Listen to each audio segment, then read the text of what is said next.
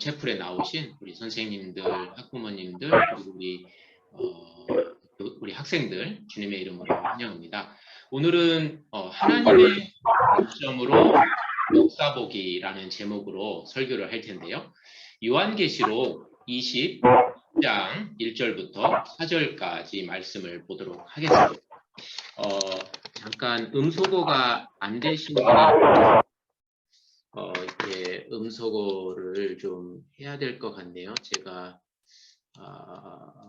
음소거를 좀 해주시면 네 감사하겠습니다. 네, 이제 좋았네. 네, 요한계시록 21장 1절부터 4절까지 우리 같이 읽도록 하겠습니다. Revelation chapter 21 verses 1 through 4. 네, 같이 읽겠습니다. 또 내가 새 하늘과 새 땅을 보니 처음 하늘과 처음 땅이 없어졌고 바다도 다시 있지 않더라. 또 내가 봄에 거룩한 성 새 예루살렘이 하나님께로부터 하늘에서 내려오니 그 준비한 것이 신부가 남편을 위하여 단장한 것 같더라.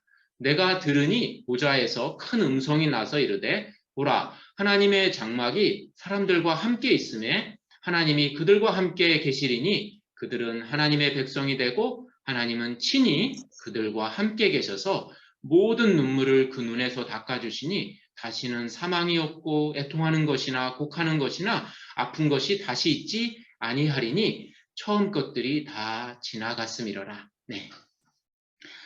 이번 1학기 마지막 설교입니다. 여러분 그 우물안 개구리라는 표현을 아실 겁니다. 우물 속에 갇혀서 그 우물 밖에 넓은 세상을 전혀 모르는 사람을 가리킵니다. 그 자신의 그 얇은 지식으로 보는 세계가 전부라고 생각을 합니다. 늘 생각하고 해석하고 주장을 펼치지만 그 좁은 관점으로 인해서 현실 또는 진실과 반대되는 결론을 많이 가지고 있는 그런 사람입니다. 성경을 읽을 때에도 우물안 개구리가 되지 않도록 조심을 해야 됩니다. 성경을 나 중심으로 읽으면 우물안 개구리가 됩니다. 나의 행복을 위한 책으로만 성경을 간주합니다. 성경의 그 저자의 의도에 집중하지 않고 나의 필요를 채워주는 책으로 간주합니다. 내 마음대로 성경을 읽고 내가 편한 대로 성경을 해석합니다. 자신의 이익과 행복을 위해서 읽다 보면 성경은 도덕적 교훈서가 되거나 내 삶의 다양한 문제에 대한 해결책을 제시해주는 생활 지침서가 되어버립니다. 하나님의 말씀이 우리에게 유익을 주지 못한다거나 도덕적 가르침을 주지 못한다거나 삶의 모든 문제들에 대한 해결을 해주지 않는다는 말이 아닙니다. 제가 강조하고 싶은 것은 나의 좁은 관점으로 성경을 읽을 때 우물안 개구리처럼 실제로 존재하는 더 넓은 세상, 더 넓은 현실을 보지 못한다는 것입니다. 그리고 더 심각한 것은 하나님의 말씀을 하나의 도덕교과서, 삶의 행복을 위한 매뉴얼 정도로 전락시켜버린다는 것입니다. 우리는 반드시 하나님의 관점으로 성경을 읽어야 합니다. 그것은 우리 자신을 바라볼 때도, 우리가 살아가는 세상을 바라볼 때도, 인류와 우주의 역사를 바라볼 때도 동일하게 유지해야 합니다. 성경이 하나님의 말씀이 되도록 해석에 있어서 하나님의 목적, 그분의 뜻을 먼저 찾으려고 애써야 합니다. 그분의 뜻이 진리이고 그분의 계획과 목적이 반드시 성취되기 때문입니다. 내 삶의 어떤 작은 꿈이나 비전은 하나님의 그 전 우주적인 비전과 일치할 때에만 인정을 받고 영원히 남게 됩니다. 영원한 것은 하나님의 말씀이요, 하나님의 비전과 하나님의 나라입니다. 그 하나님의 통치와 다스림에 일치된 삶과 비전은 인정받고 오래오래 남을 것입니다. 그렇지 않은 것은 모두 세상에서 끊어지고 기억되지 않을 것입니다. 흔적도 없이 사라질 것입니다. 오직 하나님의 뜻에 맞게 살아가는 자만이 하나님이 지키시고 번성케 하신다는 것입니다. 우리가 지난주에 그 시편 1편 설교에서도 그 내용을 봤습니다. 오늘 본문은 그런 하나님의 큰 뜻을 이해하는데 도움을 줍니다. 나를 중심으로 성경을 해석하지 않고 하나님 중심으로 성경을 읽을 때 하나님의 그 큰 목적이 눈에 들어오게 됩니다. 오늘 본문은 요한이 쓴 계시록 안에 등장을 합니다. 요한계시록은 그 신약의 성경 중에서 가장 늦게 쓰여진 책 중에 하나입니다. 하나님의 계시의 마지막이라고 할까요? 다른 어느 신약 성경책보다 앞으로 역사가 어떻게 진행되고 또 어떻게 마무리될지를 상징의 언어를 많이 사용하여 알려주고 있습니다. 우리가 궁금해하는 역사의 마지막은 어떻게 끝이 날까 하는 부분도 이 책에 있습니다. 이 책이 앞으로 일어날 그 세상의 끝에 대해서 알려주는데 그 세상의 끝이 구체적으로 어떠한지는 요한계시록 마지막 부분에 나와 있습니다. 21장과 22장에서 역사의 마지막, 하나님이 궁극적으로 역사를 이끌고 가시는 목적이 무엇인지 알 수 있게 해줍니다. 왜 하늘과 땅을 비롯하여 우주 만물을 지으셨을까? 왜 사람을 만드셨을까? 왜 아브라함과 그의 자손을, 왜 다윗을, 왜 당신의 아들 예수 그리스도를 이 땅에 보내셨을까? 왜 예수님은 십자가에서 죽으셨고 부활하셨고 교회를 세우셨을까? 그리고 예수님은 왜 나를 부르셨을까? 등등 모든 질문들에 대한 해답이 요한계시록 21장과 22장에 있습니다. 모든 것의 마지막은 어떤 모습인지, 하나님이 궁극적으로 성취하시려고 하는 것은 무엇인지 여기에 있습니다. 자, 하나님의 그 궁극적인 목적, 역사의 마지막의 모습을 저희가 짧은 시간 동안 보도록 하겠습니다. 21장 1절에 보니까 역사의 마지막에 처음 하늘과 처음 땅이 없어졌고 새 하늘과 새 땅을 보았다라고 요한이 기록합니다. 역사의 마지막에는 우리가 지금 살고 있는 이 처음 하늘과 처음 땅이 없어집니다. 그리고 새 하늘과 새 땅이 서게 되는 거죠. 근데 이 말의 뜻은 무엇입니까? 우리가 사는 세상을 완전히 파괴하시고 새로운 세상을 하나님이 창조한다는 이야기일까요? 그렇게 해석하는 사람도 있습니다. 하지만 처음 하늘과 처음 땅이 없어지는 것이 아니라 처음 하늘과 처음 땅에 있는 죄악과 악인들이 정리가 된 그런 하늘과 땅을 새 하늘과 새 땅으로 보는 것이 좋겠습니다. 예수님이 죽으시고 그 부활하신 모습을 보면 그 예수님의 그 부활의 몸은 예수님이 이전에 가졌던 몸이지만 이전의 몸과는 다른 또 완전한 새로움이 있는 몸입니다. 이전과 같으면서도 또 다른 새로움이 있는 것이죠.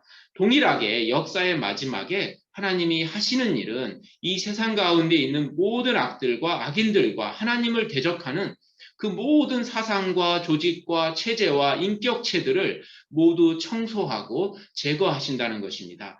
그리고 오직 의인들, 영원전부터 하나님의 어린 양의 생명책에 기록된 거룩한 사람들과 또 하나님의 뜻에 따라 사는 천사들로만 구성된 아마 세상을 만들 것입니다.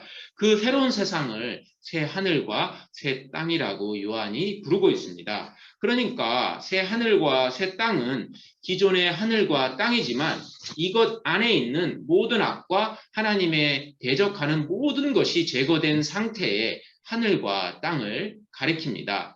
1절 후반부에 이 새로운 세상에는 바다가 없다는 것은 실제로 바다가 없다는 것으로 이해할 필요가 없습니다. 이유는 요한계시록에서 지속적으로 그 바다라는 것이 악한 사람들, 하나님과 대적하는 무리들과 연결된 점을 생각하면 그 마지막에 하나님이 세우실 새 하늘과 새 땅은 모든 악과 모든 악인들이 제거된 정리된 상태라는 것을 가르쳐주기 위해서 바다가 없다고 표현한 것 같습니다. 물리적인 바다는 새 하늘과 새 땅에 있을 것 같습니다.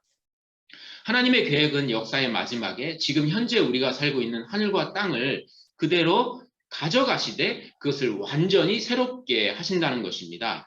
지금 살고 있는 지구를 파괴하고 새로운 것으로 대체한다면 지금 우리가 여기서 하는 일은 아무 의미가 없을 것입니다. 어차피 다 부서지고 없어질 건데.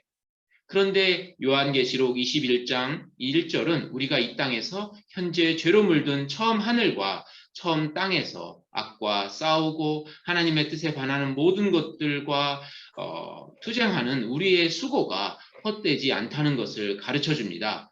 궁극적으로는 예수님이 재림하셔서 새 하늘과 새 땅, 즉 악이 완전히 제거된 세상을 만드시겠지만 지금 우리가 하는 그 선한 노력이 하나님의 나라가 되도록 하는 우리의 그 수고가 그대로 이어진다는 것입니다. 우리가 수정 비전학교에서 하나님의 일꾼들을 키워내는 것도 하나님이 인정해 주신다는 것이죠. 꼭 기억하십시오, 여러분. 궁극적으로 우리는 이 세상을 떠나서 다른 곳으로 가서 사는 것이 아니라 궁극적으로는 다시 이 세상에 돌아온다는 것입니다. 우리가 죽으면 우리의 몸은 썩고 우리의 영혼이 하나님 품으로 가지만 그것이 우리의 마지막이 아닙니다. 하나님 품에 있는 우리의 영혼은 부활의 몸을 가지고 하나님과 함께 새 하늘과 새 땅으로 내려와서 살게 된다는 것입니다. 2절에서 이 부분을 더 명확히 설명하고 있습니다.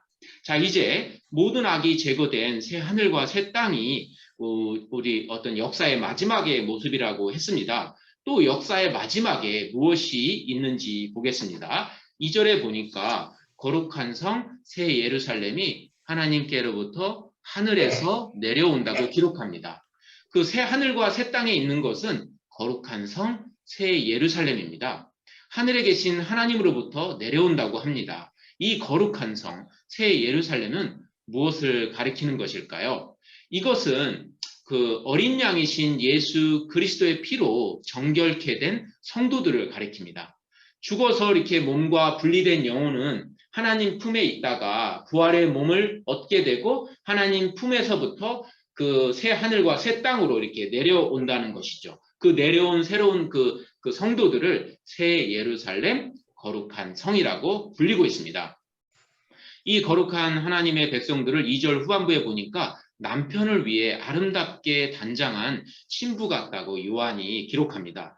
역사의 마지막에 거대한 우주적 결혼식이 열립니다. 신랑은 죄인들을 구원하기 위해 죽임당한 어린 양입니다. 그리고 신부는 죄와 사망에서 구원받은 거룩한 성도들입니다. 하나님의 영원한 계획 가운데 하나는 당신의 그 하나뿐인 예수 그리스도와 구속받은 백성들의 결혼입니다. 지금 역사는 이 거대한 우주적 그 결혼식을 향해서 이렇게 나아가고 있습니다. 세상에 태어난 모든 사람이 신부가 되지는 않습니다. 그것은 꼭 기억해야 되겠죠. 하지만 여러분은 어린 양의 신부가 될 수 있는 길이 있습니다. 그 준비를 지금 할 수 있습니다. 하늘로부터 하나님으로부터 구원을 받은 거룩한 백성들이 내려올 때 이런 큰 소리가 하늘에 있는 하나님의 보좌로부터 흘러나왔습니다. 그 3절에 그 하늘로부터 흘러나온 소리를 제가 읽겠습니다. 보라, 하나님의 장막이 사람들과 함께 있음에 하나님이 그들과 함께 계시리니 그들은 하나님의 백성이 되고 하나님은 친히 그들과 함께 계셔서 하나님이 역사의 마지막에 하실 일들이 지금 계속 이어지고 있습니다. 하나님의 궁극적인 목적이 더 드러나고 있습니다. 마지막에는 그 놀랍게도 하나님의 장막이 구속받은 사람들과 함께 할 것이라는 것입니다. 그 하나님의 그 장막은 이게 텐트입니다. 문자적으로는. 이 말은 하나님이 거하시는 곳입니다. 다시 말하면 하나님의 집이라고 말할 수 있습니다. 마지막에는 그 하나님의 집이 이 땅에 있고 하나님은 거룩한 당신의 그 사람들과 정말로 실제로 함께 사신다는 것입니다. 하나님이 우리의 이웃이 된다는 것입니다.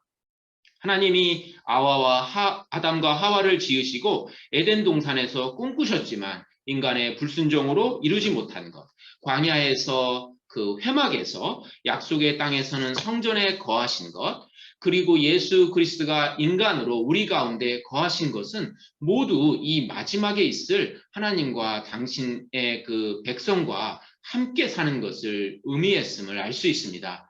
역사의 마지막에는 하나님이 당신의 거룩한 백성들과 함께 사는 것, 신랑이 신부와 함께 사는 것이 이루어질 것입니다. 드디어 사람들은 온전히 하나님의 백성, 하나님의 신부가 될 것입니다. 그리고 하나님은 몸소 그들과 함께 살 것이고 그들의 하나님이 될 것입니다. 그 4절에 보니까 하나님이 지금까지 당신의 백성들이 겪었던 모든 고통과 아픔을 제거해 주시겠다고 기록합니다.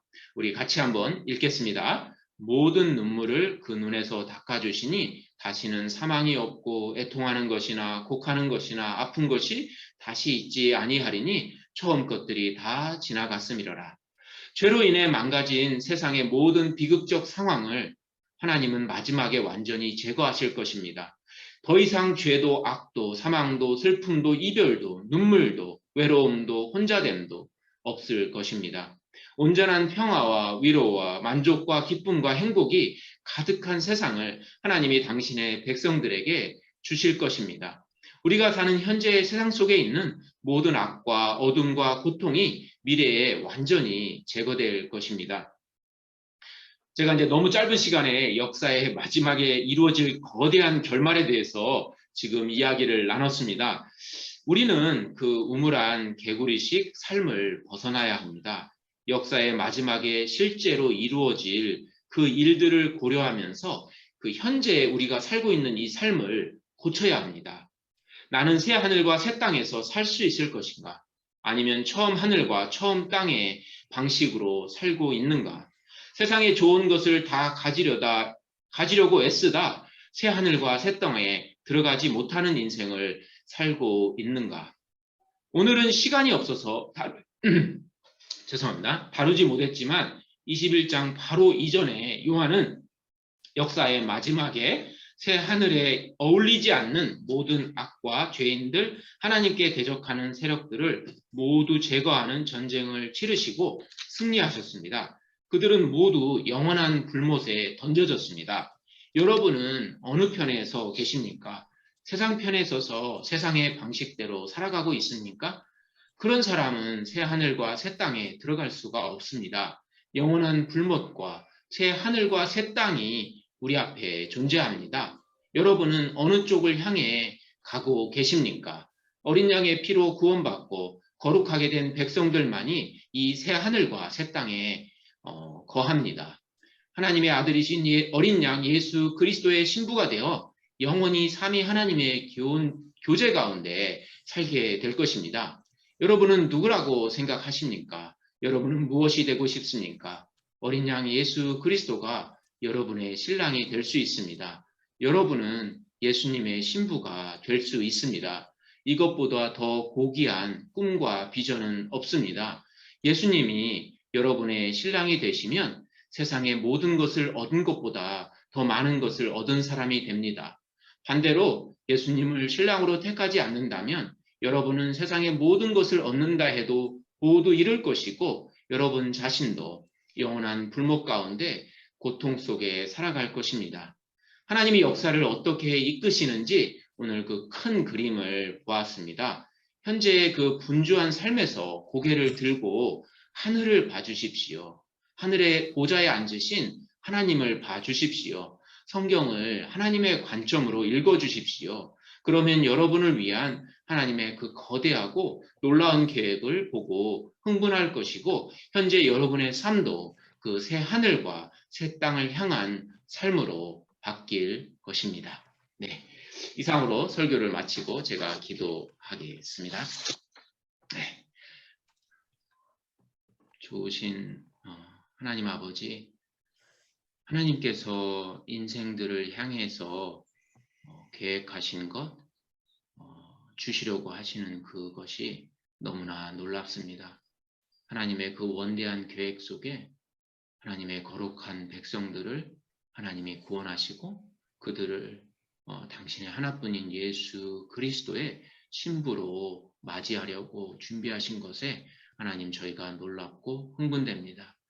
정말 아무것도 아니고 너무나 더럽고 추하고 이기적이고 정말 하나님 아들의 신부가 되기에는 갖춘 조건이 하나도 없는데 저희를 궁극적으로 예수님의 신부가 되게 하시려는 그 하나님의 계획에 감사드리고 그 계획이 성취될 것을 믿고 또한 감사합니다.